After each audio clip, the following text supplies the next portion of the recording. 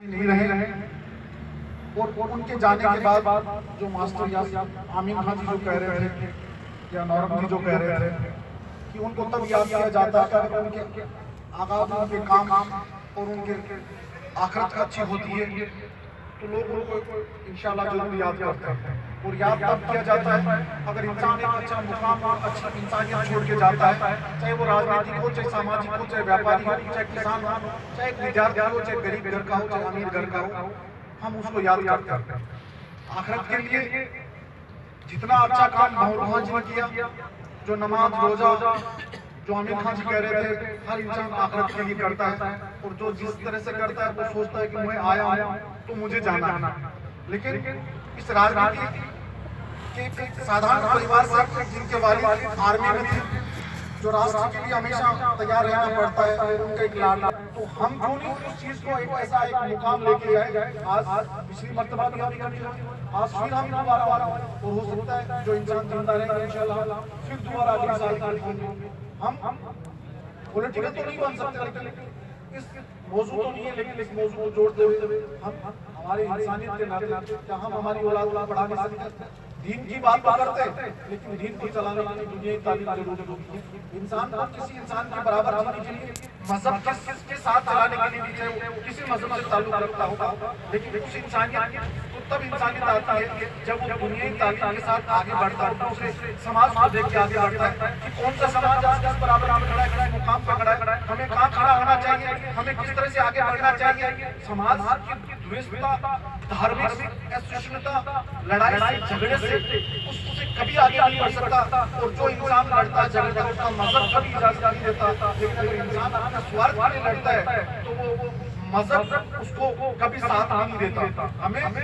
असामाजिक तत्वों का भी कभी साथ नहीं देना चाहिए जो हमारे समाज को, हमारे राज्य को, हमारे राष्ट्र को, हमारे मजहब को नुकसान पहुंचाता हो और जो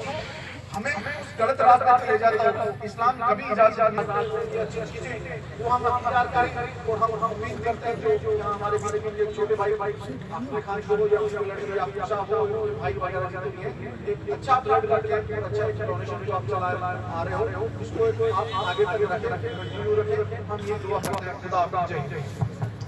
ये खान जी की दूसरी पुण्यतिथि पे यहाँ पधारे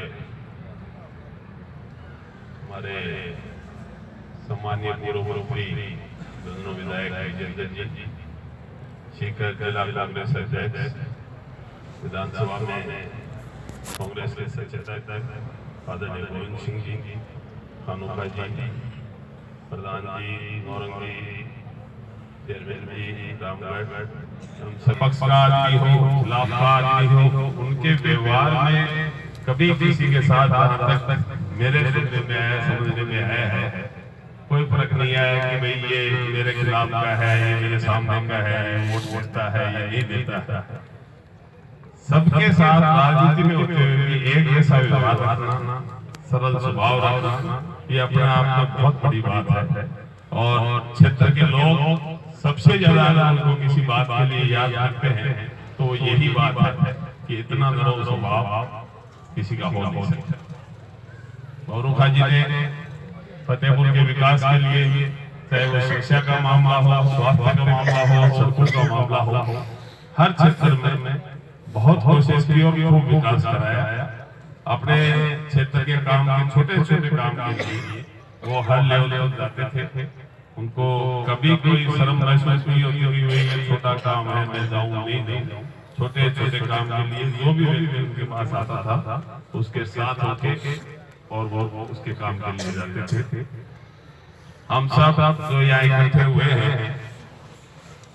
उनको मैं तो इतना ही कहना चाहूंगा कि जो भी उन्होंने अच्छे काम किए और जो अच्छी दिशा दी उस दिशा को आगे बढ़ाए और जो उनके काम, जो सपने, जो अच्छे काम वो करना चाहते थे, जो अधूरे रहे उनको हम पूरा कराएं, यही उनको सच्ची श्रद्धांजलि होगी। यहाँ